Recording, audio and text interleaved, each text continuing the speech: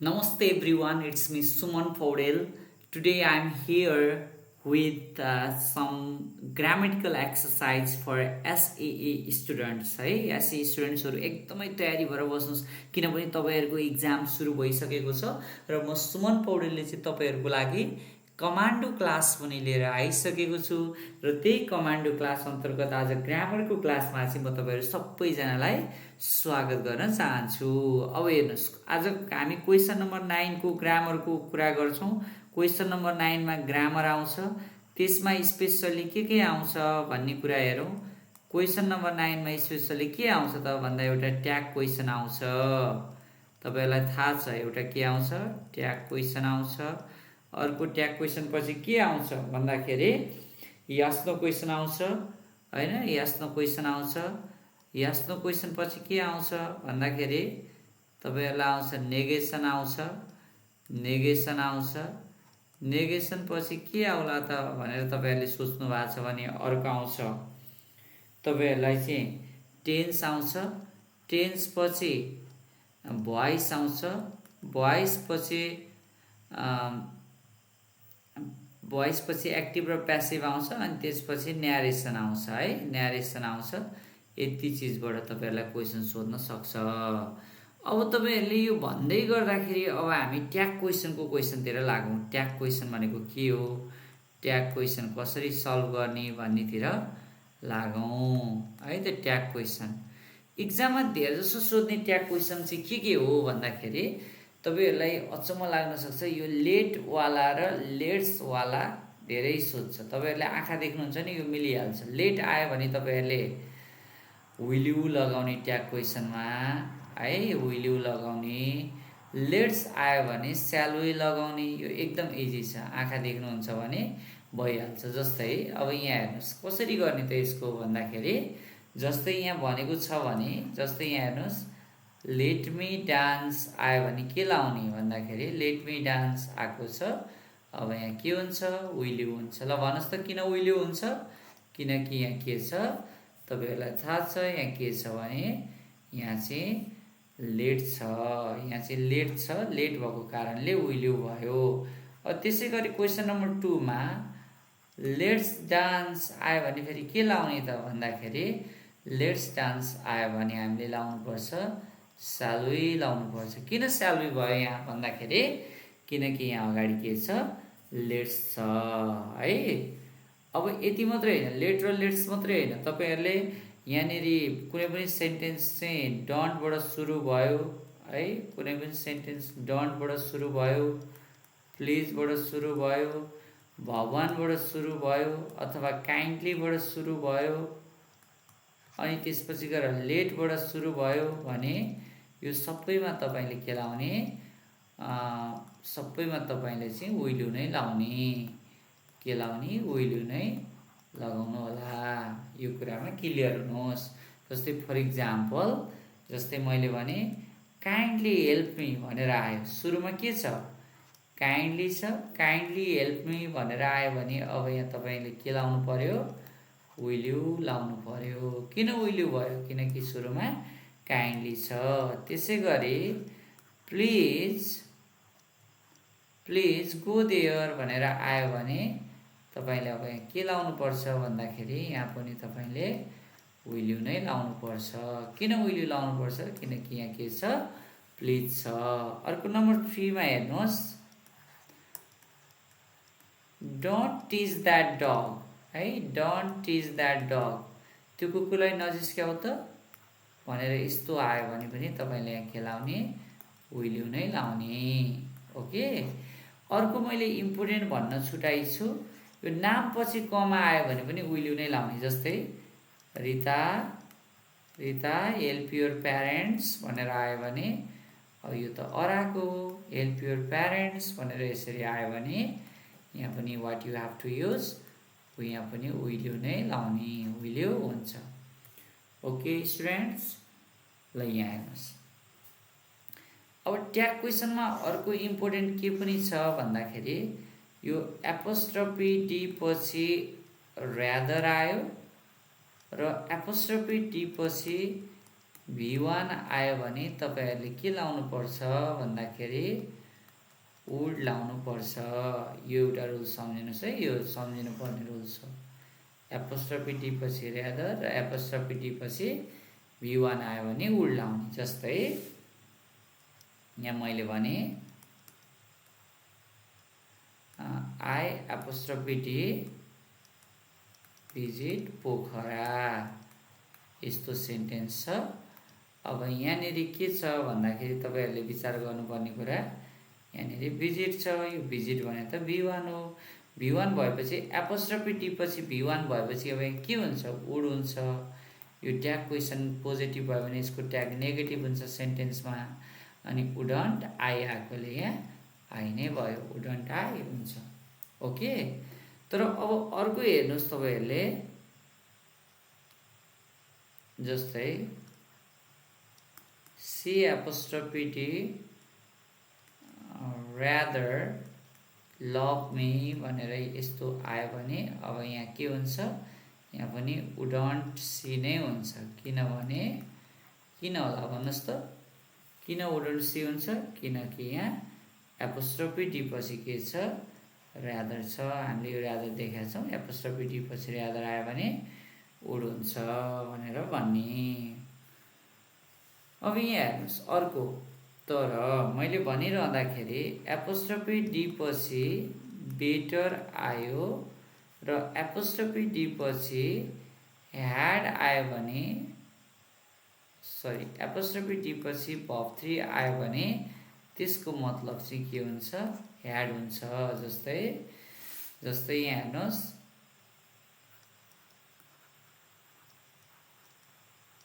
Pemba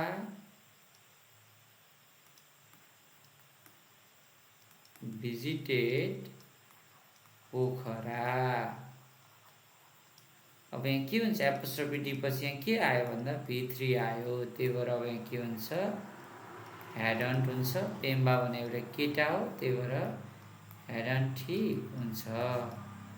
okay, यसरी गर्नु होला। अब ट्याग क्वेशनमा अर्को बुझ्नुपर्ने कुरा चाहिँ के हो भन्दाखेरि यो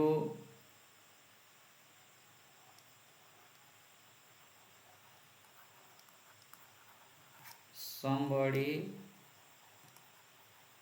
someone,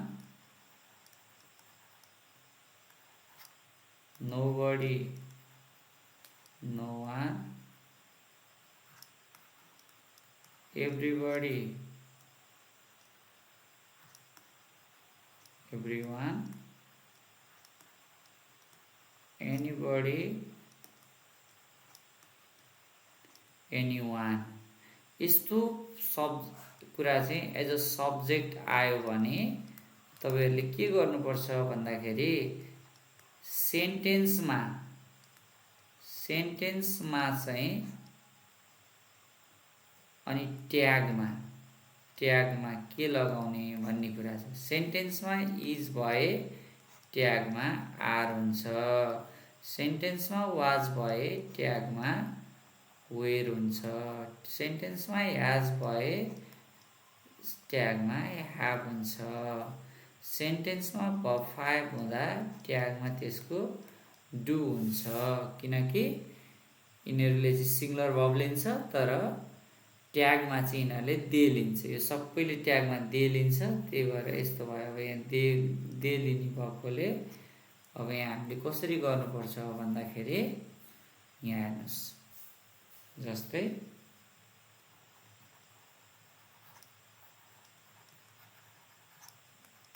एभ्रीबडी लाइक्स फिसिङ छ, एभ्रीबडी लाइक्स फिसिङ छ।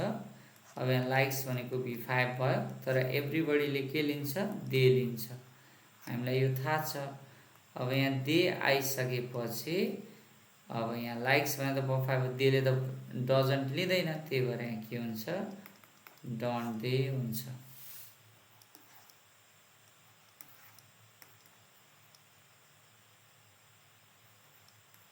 Sorry, nobody helped us nobody helped असको यसको सब्जेक्ट दे भएपछि अब यहाँ के हुन्छ भन्दाखेरि डिड दे हुन्छ। सर डिडन्ट दे किन भएन भन्ने लाग्ला, यो नोबडी भनेको नेगेटिभ हो, नेगेटिभ सेन्टेन्सले चाहिँ पोजिटिभ ट्याग लिन्छ, त्यही भएर। ओके, अब यहाँ हेर्नुहोस् अर्को कुरा, तपाईँहरूलाई इक्जाममा अर्को के पनि सोध्छ भन्दाखेरि अर्को चाहिँ यसरी पनि सोध्छ है, सी कट हर फिङ्गर यस्टरडे भनेर सोध्छ, सी कट हर फिङ्गर यस्टरडे भनेर सोध्छ। अब यहाँ यो कट भनेको V1 हो कि V2 हो कि V3 हो छुट्याउनु पर्छ।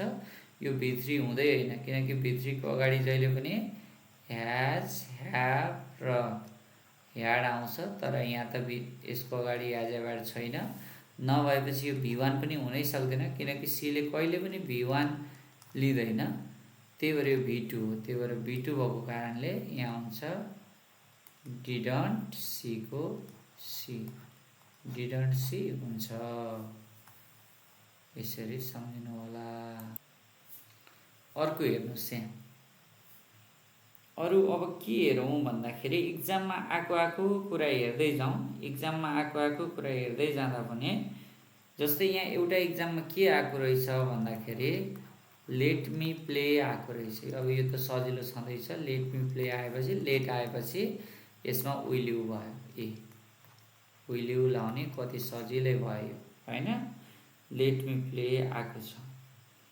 अब अर्को इक्जाममा यहाँ के आएको छ भन्दाखेरि let's go out from this hall भनेर आएको रहेछ, इजी छ है, let's go out from this hall भनेर आएको छ, let's go out from this hall, बाँकी केही नहेर्ने, let's go out from this hall आएको छ। यहाँ लेट्स आएपछि अब हामीलाई थाहा छ के हुन्छ, सालै हुन्छ, यो पनि इजी नै छ हैन। अब इक्जाममा आएको अरू क्वेसन पनि हेरौँ, म तपाईँहरूलाई देखाउँछु इक्जाममा के आएको छ भनेर। अब मैले भनिहालेँ, अर्को क्वेसन आएको छ, nobody knows her pain, knows her pain. अब यहाँ नोबडी आउने बित्तिकै यहाँ दे हुन्छ। अब नोबडी भनेको त यहाँ नेगेटिभ हो, नेगेटिभ भएपछि यसको ट्याग, यो नोबडी भनेपछि नेगेटिभ हो, यसको ट्याग चाहिँ पोजिटिभ हुन्छ।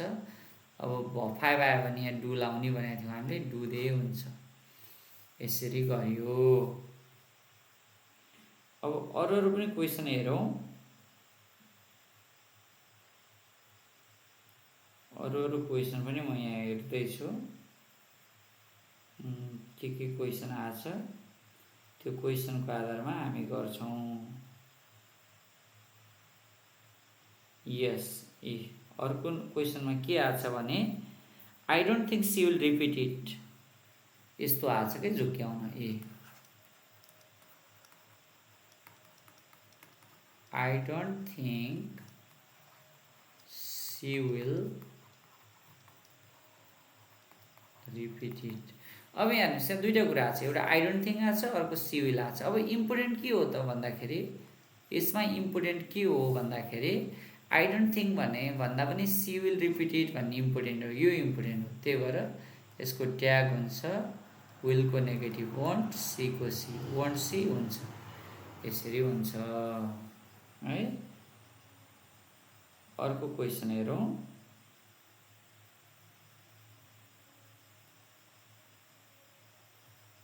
क्वेसन यहाँ छ टन्नै। अर्को क्वेसन हेर्दाखेरि you'd better take the exam भनेर आएको छ, यहाँ हेर्नुहोस्, you'd better take the exam भनेर आएको छ। अब यहाँ एपोस्ट्रोफी डी पछि यहाँ बेटर आयो, एपोस्ट्रोफी डी पछि बेटर आयो भने अब यसको मतलब हुन्छ ह्याड हुन्छ भनेर मैले भनेको थिएँ। यो पोजिटिभ सेन्टेन्स हो, त्यही भएर ह्याडको ह्याड अन, युको यु, ह्याड अन यु भइहाल्यो, यसरी गर्ने। अब अर्को क्वेसन के आएको छ त यहाँ भन्दाखेरि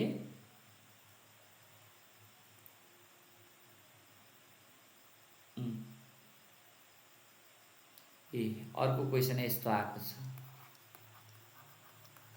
one should speak the truth भनेर आएको छ। अब वान सुड स्पिक द ट्रुथको अब के हुन्छ, वानबाट सुरु भयो भने वानै हुन्छ, सुडको नेगेटिभ हुन्छ सुडन्ट, सुडन्ट वान, यसरी सुडन्ट वान भयो है। अब अर्को क्वेसन हेर्नुहोस् के आएको रहेछ भन्ने क्वेसन हेर्नुहोस्। यो प्याप्सनले काठमाडौँलाई सोधेको क्वेसन हो। Everybody apostrophe D a woodcutter time with me भनेको छ।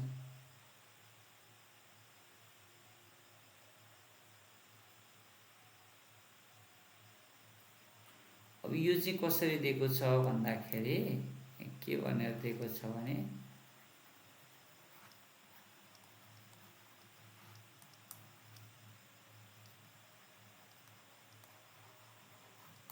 वन्डरफुल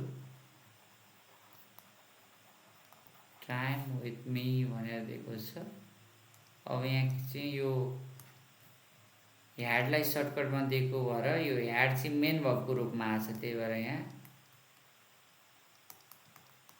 डिडन्ट दे हुन्छ क्या, यहाँ चाहिँ डिडन्ट दे हुन्छ। क्वेसन नम्बर 3 यहाँ के छ अर्को क्वेसन भन्दाखेरि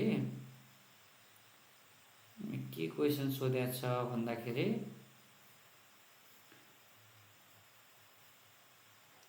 खतरा सोधेको छ। I know you can pass if you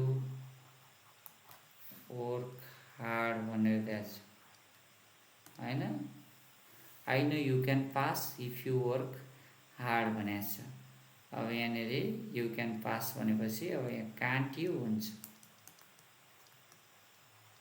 can't you हुन्छ, यसरी हुन्छ ल, यसरी हुन्छ ल। Thank you so much for watching me.